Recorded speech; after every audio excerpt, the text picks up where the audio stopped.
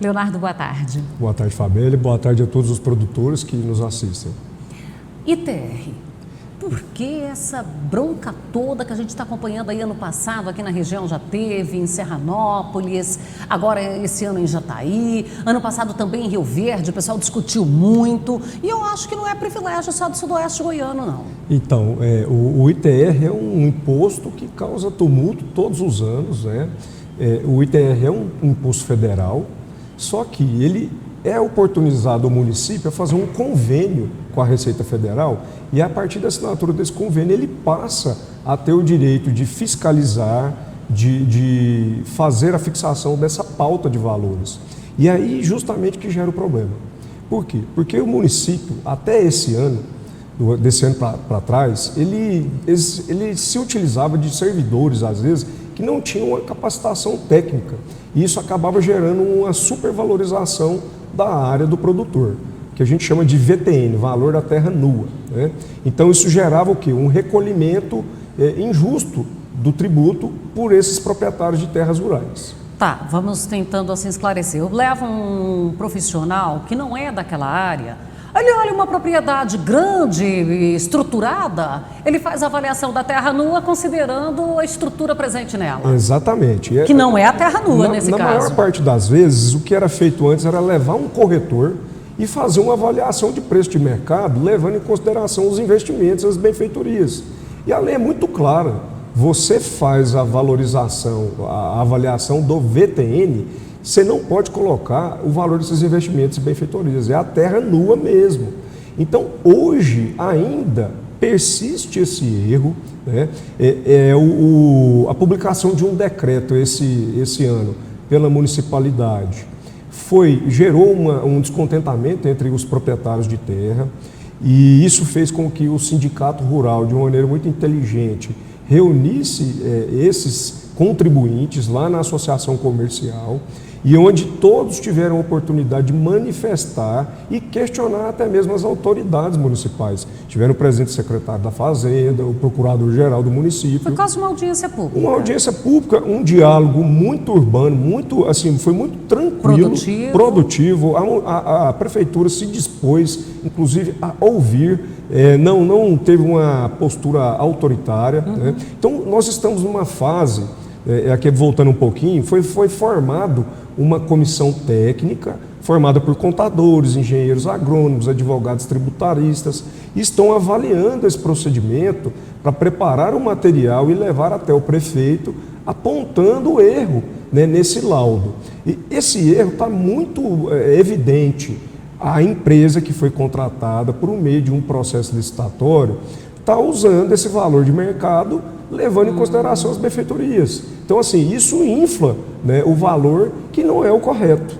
Então, assim, a gente está negociando, muito provavelmente amanhã teremos uma reunião lá na prefeitura, né, liderada pelo sindicato rural, juntamente com o prefeito, para poder dialogar e mostrar, né, esse equívoco e tentar resolver tudo de uma forma amigável, né? O importante é que o município também tenha a sua receita. É importante dizer para a população que essa receita dos impostos são investidos em saúde, né, no asfaltamento das ruas. É importante. E o produtor, nesse ponto, ele não está negando a fazer a sua contribuição, né? Mas o problema é que deve ser feito o quê? Uma tributação de uma maneira legal, justa, de acordo com o que a lei determina. Isso que a gente está conversando aqui, ele vai servir não só para Jataí, mas para qualquer município do país, porque as regras são as mesmas, né? Exatamente. Eu assessoro alguns sindicatos rurais aí da região e o que a gente tem percebido é que essas empresas que estão sendo contratadas estão cometendo os mesmos erros. Então, assim, é muito importante, né, que o proprietário de terra rural se atente, converse com o sindicato, busque a administração municipal e demonstre esse seu descontentamento, né? Que faça isso a tempo de discutir ainda, justamente, né, essa comissão aqui, por exemplo, de Jataí, a preocupação é que o prazo vai até o dia 30 de setembro, como você disse. Para o recolhimento. Para o recolhimento. Então, assim, esse prazo é muito curto. Se não tiver uma alteração, vamos supor que a municipalidade mantenha o preço que está ali fixado no decreto. O produtor ele tem a opção de questionar. É o produtor que calcula o ITR. Se ele faz uma declaração com valor menor do que o apontado ali pelo município, ele já vai cair numa malha fiscal direta lá na Receita Federal e vai gerar um auto de infração com multas. Então, assim, gera uma série de dor de cabeça para o produtor. Transtorno está garantido. Transtorno está garantido. Então, assim, a importância de se dialogar com a administração municipal, isso serve para todos os municípios aqui da região, né? É no sentido de resolver de forma coletiva, né? O diálogo sempre é a primeira hipótese, a primeira solução que deve ser adotada. Quando eu falo desse valor da terra nua, que eu não posso levar em consideração as benfeitorias, eu vi em algum lugar, já não me recordo mais onde, que observa lá, se é uma terra destinada a grão, se é para pastagem, essa pastagem foi implantada ou é nativa, e se é área de reserva, a área de reserva também entra? Exatamente. Então, quer dizer, além de eu não produzir, eu tenho que pagar imposto sobre ela. A fórmula de se calcular o ITR é uma fórmula complexa, ela envolve o valor da terra nua, a gente vai ver a dimensão dessa área que é aproveitável, e aí você exclui essas partes de proteção ambiental, as partes improdutivas. Então você faz esse cálculo total, entendeu? E assim, quanto mais produtiva for a área, menor a tributação. Por quê? Porque você vai ter uma alíquota. Esse imposto, o ITR, ele procura o quê? Estimular o dono da terra a utilizar ela de uma forma bem eficiente, bem eficaz, né? Então, é justamente essa parte aí também ela vai ser levada em consideração na tributação. Então, aquela área degradada, aquela pastagem que não recebeu uma correção, então ela vai ficar mais cara. Ela vai ficar, na verdade, nesse primeiro momento da avaliação, ela tem uma avaliação menor do que uma área de aptidão, né? Mas ela vai ser levada em consideração, sim, porque ela vai ser improdutiva. Porque, vamos então aqui, deixa eu ver se eu estou compreendendo todo esse conceito. Porque aí a municipalidade ou quem quer que esteja tributando considera também que em cima de uma área altamente produtiva ele vai ter impostos por causa da minha produção. Exatamente. Então não é uma área que está ficando obsoleta. Não, ela leva em consideração. Então é justamente o ponto da briga, é por quê? Porque esse valor da terra nua, que é o principal elemento que serve no cálculo do ITR, ele não pode ser levado em consideração juntamente com essas benfeitorias, esses investimentos. Porque senão você vai fazer com que esse produtor, que já vem sendo tributado de uma forma bem acentuada, pague mais imposto ainda. Então a briga, né, o diálogo hoje na região, em todos os sindicatos aí com a municipalidade, é nesse sentido, é de que essa avaliação seja feita de uma maneira real, né, não pode inflacionar. Tá, eu vou fazendo mais perguntas aqui, o objetivo não é deixar o Leonardo de forma alguma em saia justa, se alguma resposta não tiver presente, paciência, né?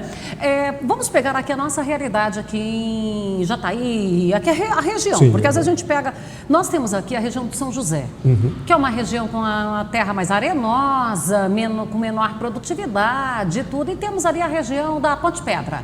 Que já é uma região diferenciada.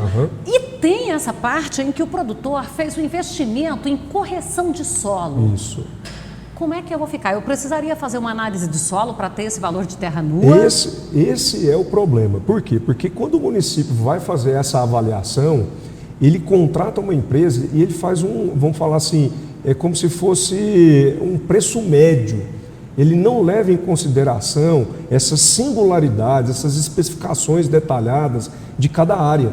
E aí é o problema, o produtor, para ele contestar esse laudo, esse valor, ele precisa também contratar um outro profissional para fazer um laudo. E aí, às vezes, o tributo que está sendo cobrado em excesso fica mais barato do que a contratação desse profissional. E aí é por isso que muitas vezes vai deixando rolar. Aí o produtor acaba fazendo o quê? Desistindo. Ele prefere pagar mais do que brigar. Então é assim, é por isso que a solução coletiva, ela se torna mais adequada nesse momento. É por isso que é importante que o sindicato faça o acompanhamento. E aqui assim, vai uma informação. Tem muitas prefeituras que não informam o sindicato rural de que está acontecendo essa avaliação, para que o sindicato possa acompanhar, que seja feito de uma forma transparente e que não resulte num valor artificial que não representa a realidade. né? Então, essa questão de uma terra ser menos produtiva e a outra mais produtiva, infelizmente, nesse ponto do VTN, ela acaba sendo desconsiderada. É o valor médio que vai representar. E vamos falar um pouquinho aqui de fundo rural. Parece que tem... Bom, lá em Brasília não andou. O PL 9252 está parado. Com a aprovação dele, a gente tem resolvido uma série de coisas e está parado aí esperando previdência e tudo bem, ok. Mas tem algumas notificações chegando e trazendo problemas, né, Leonardo? A gente tem acompanhado aí com bastante preocupação. O projeto que dá essa remissão para esse passivo está parado, né? Em razão até da aprovação da reforma da Previdência, foi uma condicionante que tiveram lá em Brasília. Mas com essa paralisação, o produtor, né, que estava discutindo o fundo rural judicialmente, aquelas empresas que faziam compras desses produtos e não tiveram cautela, não tiveram uma orientação correta, estão sofrendo agora na pele. A Receita Federal já iniciou os procedimentos de cobrança desse passivo. Então, eu estou acompanhando aí casos de até mesmo chamar o sócio dessas empresas para responder criminalmente, aonde a gente vê claramente que não teve a prática de delito nenhum, né? Então, assim, a Receita Federal vem agindo com uma forma bastante incisiva e arbitrária, né, frente a esse produtor.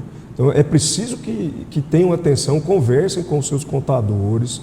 Já tivemos a oportunidade de falar aqui em seu programa anteriormente também, que o produtor pode ser pego de surpresa com uma ação de execução fiscal ali e bloquear o dinheiro dele na conta corrente do nada. E a gente já teve caso aqui, né? E já tivemos casos nesse sentido, né? Então, assim, o que eu vejo é que há uma extrema necessidade de que as lideranças lá em Brasília, que defendem o produtor, que passem a ter uma prioridade nesse sentido, porque eu estou vendo a hora desse produtor já ficar numa situação de inadimplência.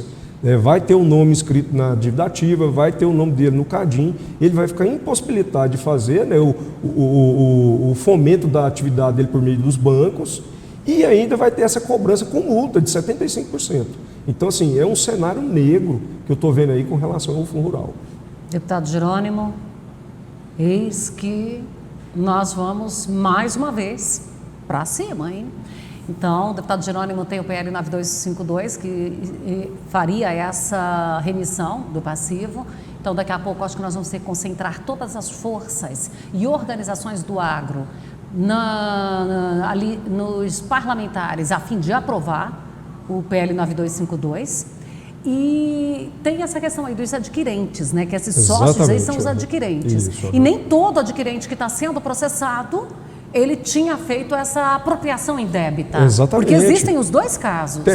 Nós temos que separar, existem as pessoas que estavam fazendo a retenção e não estavam fazendo o recolhimento para a Receita, isso é um crime mesmo. Isso, né? É um crime e ela tem que responder junto ao governo. Isso ele vai responder. Agora, existem casos em que a empresa não fazia retenção porque o produtor tinha uma decisão judicial que amparava ele, então ele de fato estava impedido de fazer essa retenção. Esse recolhimento. Mas mesmo assim ele está sofrendo uma autuação pela Receita e a Receita está encaminhando para a Procuradoria da República para que seja aberta uma ação penal contra o sócio dessa empresa. Então, assim, a gente vê com bastante preocupação, né? Além de estar sendo cobrado por um passivo que nós acreditamos ser indevido, ainda está sendo acusado de uma prática criminosa, né? Então, assim, eu vejo com falta de sensibilidade, falta de respeito com essas pessoas desse segmento.